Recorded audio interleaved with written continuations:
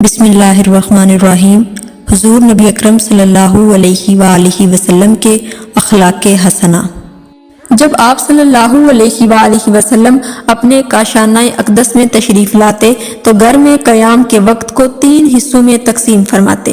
ایک حصہ اللہ تعالیٰ کی عبادت کے لیے وقف کرتے، دوسرا حصہ اپنے اہل و عیال کے حقوق کی ادائیگی کے لیے اور تیسرا حصہ اپنی ذات مبارکہ کے لیے مختص فرماتے۔ آپ صلی اللہ علیہ وآلہ وسلم اپنی زبان مبارک کو تعلیم و تربیت کے لیے کی گئی گفتگو کے علاوہ غیر ضروری باتوں سے روک کر رکھتے۔ آپ صلی اللہ علیہ وآلہ وسلم لوگوں سے باہم الفت و محبت پیدا فرماتے اور انہیں متنفر نہ کرتے تھے۔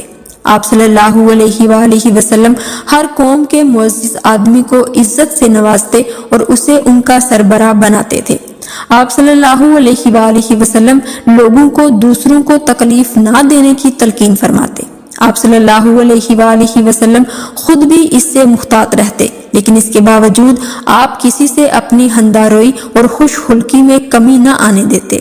اپنے اصحاب کی غیر موجودگی پر ان کی خبر گیری فرماتے، لوگوں کے آپس کے معاملات کی تحقیق فرماتے، اچھی بات کی تحسین فرما کر اسے تقویت دیتے، بری بات کی برائی بیان کر کے اسے روک دیتے۔ آپ صلی اللہ علیہ وآلہ وسلم ہر معاملہ میں میانہ روی اختیار فرمانے والے تھے، متلون مزاج نہ تھے۔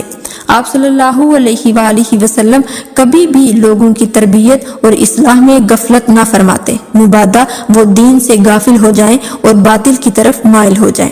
ہر کام کے لیے آپ صلی اللہ علیہ وآلہ وسلم کے پاس خاص انتظام موجود تھا۔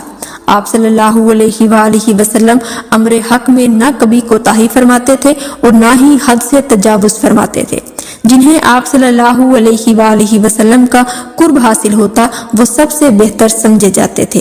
آپ صلی اللہ علیہ وآلہ وسلم کے نزدیک لوگوں میں سب سے افضل وہی تھا جو سب سے بڑھ کر دوسروں کا خیر خواہ تھا۔ آپ صلی اللہ علیہ وآلہ وسلم کے نزدیک لوگوں میں بلند رتبہ وہی تھا جو مخلوق کی غمگساری اور اعانت میں بہترین عمل کا حامل تھا۔